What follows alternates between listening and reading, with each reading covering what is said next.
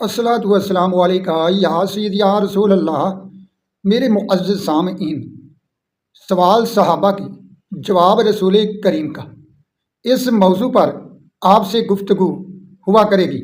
نبی کریم صلی اللہ علیہ وآلہ وسلم سے صحابہ کرام سوال کرتے رہتے تھے۔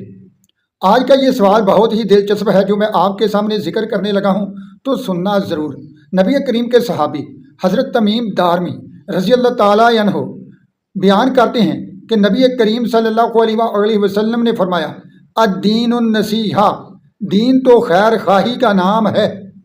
ہم نے عرض کی، اے اللہ کے پیارے رسول، خیر خواہی کس کی؟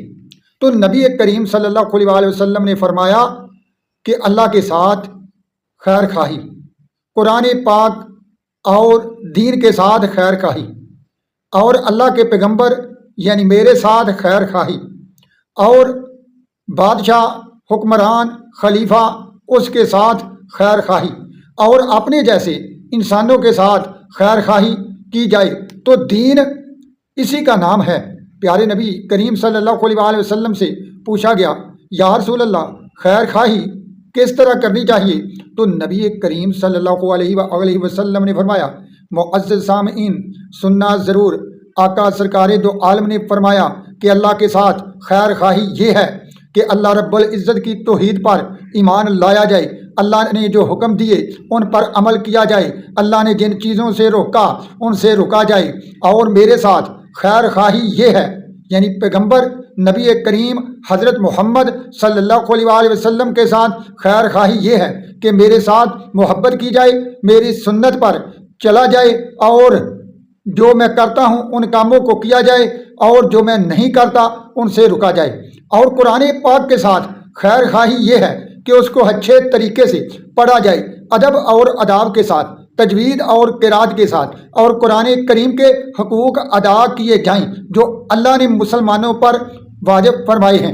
نبی کریم صلی اللہ علیہ وآلہ وسلم نے فرمایا کہ بادشاہ وقت کے ساتھ جو مسلمانوں کا حکمران ہو اور ہو نیک، تو اس کے ساتھ خیر خواہی کا مفہوم یہ ہے کہ اپنی بادشاہ کی عزت کی جائے، اور جو وہ احکامات نافذ کرتا ہے ان پر عمل کیا جائے، اور بادشاہ وقت کو تکریم اور مقام اور مرتبہ دیا جائے۔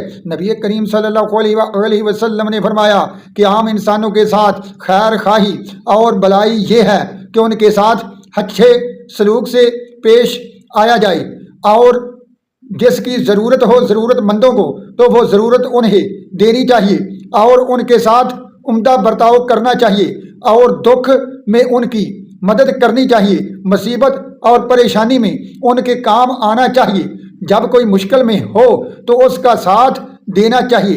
نبی کریم صلی اللہ علیہ وسلم نے فرمایا کہ اگر کوئی ایسا کرے تو وہ سچا پکا مسلمان ہے۔ معزز سامعین، دیکھو دین ہمارا ہمیں کیا سکھاتا ہے، اور ہم کس سمت جا رہے ہیں۔ کبھی سوچا آپ نے؟ کبھی غور کیا؟ نہیں۔ انشاءاللہ میں آپ کو نبی کریم صلی اللہ علیہ وآلہ وسلم کے جوابات جو آپ صلی اللہ علیہ وآلہ وسلم صحابہ کرام کو سوال سن کر دیتے تھے ان کے بارے بتاتا رہوں گا۔ تو گزارش ہے کہ آپ اپنی زندگی کو بہتر کیجیے، نبی کریم کی سنت پر عمل کیجیے، اور اپنے معاشرے کو بہترین معاشرہ بنانے میں ایک دوسرے کی مدد کریں۔ اللہ رب العزت ہم سب پر اپنی رحمت فرمائے۔ صلی اللہ علیہ وآلہ وصحبہ وبارک وسلم۔